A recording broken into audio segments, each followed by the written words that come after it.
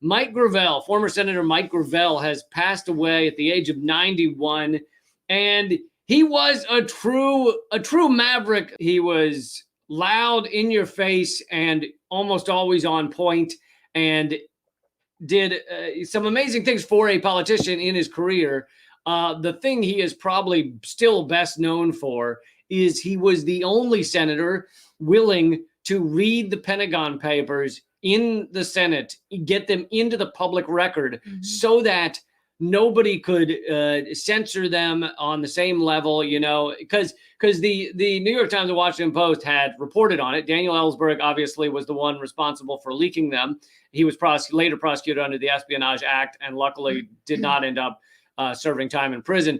But the New York Times and Washington Post and others were willing to report on the Pentagon Papers, but obviously they can't print the whole thing because it's a lot. And so Mike Gravel read a lot, or at least the most important parts, into the public record. And apparently Ellsberg had gone to a lot of other senators to try and get them to read it, and Gravel was the only one willing to. So he had the balls and vaginas to fucking read it into the record. And so that was pretty incredible.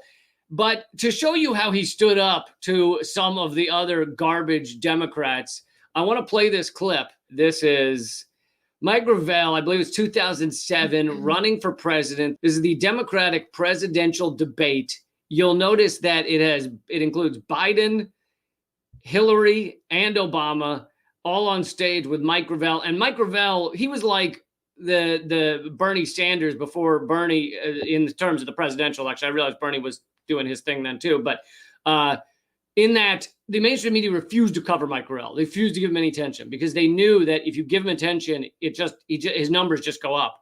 And so they fucking ignored him. And at the debates, he'd get like 1 minute to speak. And so it was that kind of garbage.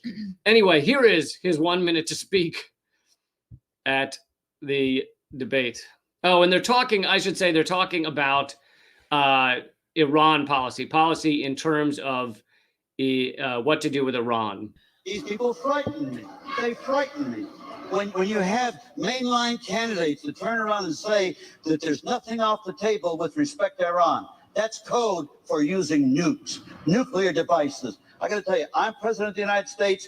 There will be no preemptive wars with nuclear devices. To my mind, it's immoral, and it's been immoral for the last 50 years as part of American foreign policy. Let's use a little moderator discretion here. Senator Gravel, that's a weighty charge. Who on this stage exactly tonight worries you so much? Well, I would say the top tier ones.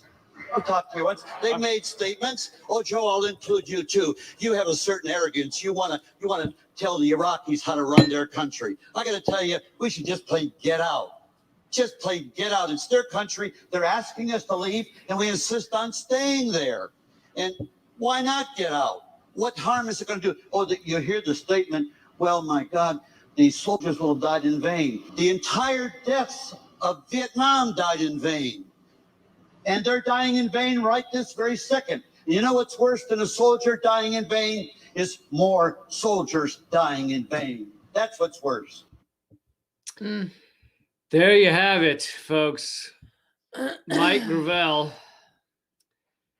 And tell me he wasn't fucking right. Tell me he wasn't nailing it. Thank you, River Run. Thank you, River Run. So much for the donation. Another one as well. Thank you, Robert. Thank you, Robert. Yeah, that video is incredible. But it's incredible because it's for a lot of reasons, but because it's done in their face and it's done on that stage and it's done in front of millions of people. And you saw that when he said that, Obama and Hillary laughed and smiled. And Joe Biden raised his hand. I know, and said, that's my favorite thing. Don't Joe's like, forget don't me. forget me. Don't forget me. I also am a fucking maniac, a fucking sociopath who will bomb innocent people so that we can maintain our empire. Don't forget me. That was Biden. But on top of that, you have Obama and Hillary just chuckling to themselves. Ha ha, we do want to kill innocent people. Isn't that wonderful? I mean, he revealed them for what they were. And were then and are now. Yeah, great point. And you know, it definitely a lot of people took notice. Although it's sad that it wasn't more, that he didn't even pull bigger numbers. But like I said, the media refused to cover. And actually, in that clip, you see that Brian Williams, piece of fucking shit, at NBC then and MSNBC now.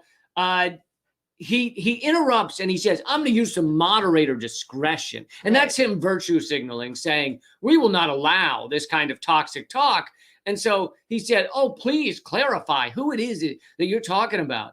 And, that the moderator doesn't normally jump in quite that aggressively. But as he said, moderator discretion. We in the mainstream media would never say something like this. We would never talk about the fact that this is sociopathic. And Mike Gravel was. So. Yeah, Mike Gravel was really phenomenal. And if you all don't follow the Gravel Institute on Twitter, they post some amazing things, just like some amazing commentary, some amazing facts. They oftentimes post studies about everything from capitalism to war to climate chaos. So it's a really great and I believe that the Gravel Institute is continuing regardless. But I think that they're a great institute to follow. And they too have some wonderful zingers. Like there's just some spot on commentary about the ruling class. And it's just brilliant. And, I saw somebody say that he was 91. That's true.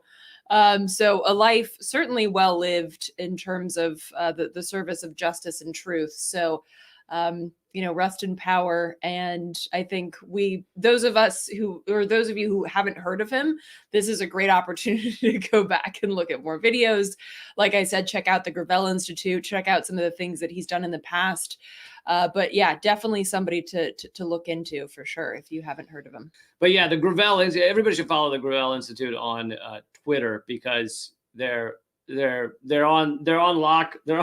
They're doing great work, and it'd be great to keep his legacy alive with the Gravel Institute. So absolutely. And I think just because you mentioned Brian Williams and just how horrifically the media treated Mike Gravel, and people are drawing parallels to Bernie. There are of course some parallels there, but I think it's interesting to the Washington Post, which is a pile of shit. But how do you really feel about it? The Washington Post, which if folks are unaware, is owned by Jeff Bezos. So yeah. And it was not a gym before that either. No. Well, you wouldn't be influenced to buy something unless you felt it was worth the price tag. Which the Washington Post has a long history of supporting corporate power, of supporting the empire and all of its machinations and manifestations. And one thing, so if folks are unaware, recently, a month ago or something, Rush Limbaugh died. If you haven't celebrated, it was a few months ago. If you haven't celebrated, take this moment to do so. If you haven't celebrated, get some sparklers or something. But to the Washington Post, which is supposedly a liberal newspaper, right? As if there's a fucking difference. So the Washington Post wrote about Limbaugh. Rush Limbaugh, conservative radio provocateur and cultural phenomenon, dies at 70. Okay. As opposed to Rush Limbaugh. Thank you, progressive lefty. Far right-wing nutbag, racist piece of shit finally dies at age 70. That's what they decided to go with instead. About Mike Gravel, who we've just discussed, the Washington Post wrote, Mike Gravel, gadfly senator from Alaska with flair for the theatrical, dies at 91.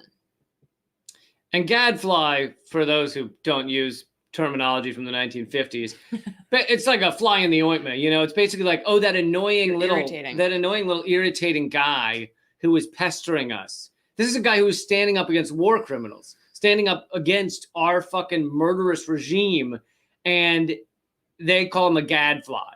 And it's like, yeah, he was a gadfly, but if that's all you're saying in that fucking title, then that's fucking ridiculous.